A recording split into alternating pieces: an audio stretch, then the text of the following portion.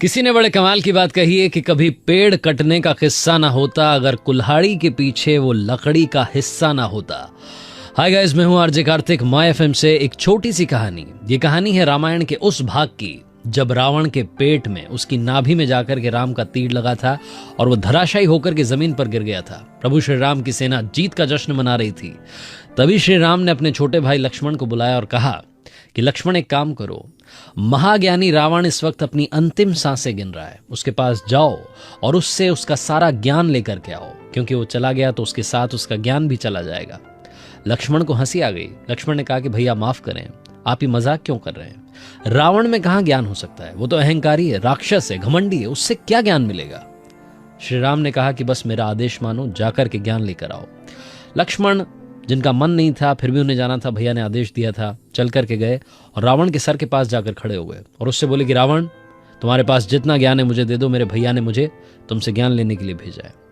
रावण ने टोन सुनी, आवाज सुनी, उसे समझ में आ गया कि लक्ष्मण तो तुनक के बात कर रहा है। रावण ने अपना सर फेर लिया। लक्ष्मण को और गुस्सा आ गया। वापस आया अपने भाई के पास और आकर के कहा कि मैंने आपसे कहा था, वो घमंडी है, अहंकारी है, राक्षस है, उससे क्या ज्ञान मिलेगा? तो राम ने पूछा कि आप कहां खड़े थे? तो लक्ष्मण ने बताया कि मैं उसके सर के पास खड़ा था। प्रभु श्री राम मुस्कुराए, कुछ नहीं बोले और अब की बार खुद चले गए। लक्ष्मण अब ये सब देख रहे थे। उन्होंने देखा कि श्री राम गए और जाकर के रावण के चरणों में बैठ गए, उसे नमस्कार किया और कहा कि नमस्कार महाज्ञानी रावण, आप इस वक्त अपनी आखिरी सांसें, अंतिम सांसें गिन रहे हैं। आप इस दुनिया से अलविदा कहने वाले हैं, लेकिन जाते जाते इस दुनिया को अपना ज्ञान देकर के जाओ।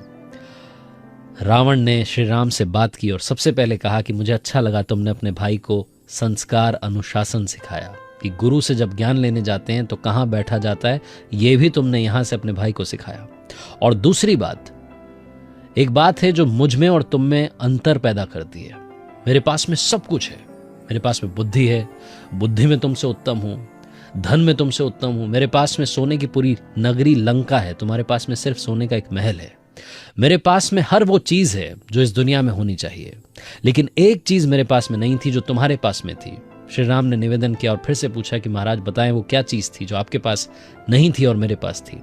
तो रावण ने कहा कि मेरा छोटा भाई विभीषण तुम्हारे पास आया और आकर के मेरा भेद बता दिया। उसने बता दिया कि नाभि में तीर लगेगा तो रावण की मौत होगी। और तुम्हारा छोटा भाई लक्ष्मण तुम्हारे साथ आखिरी वक्त तक डटा रहा, इस वक्त भी तुम्हारे साथ खड़ा है।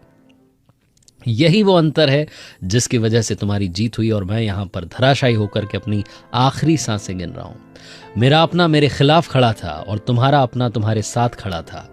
जिंदगी में, दुनिया में सबसे बड़ा ज्ञान यही देना कि जब अपने साथ होते हैं तो दुनिया का बड़ा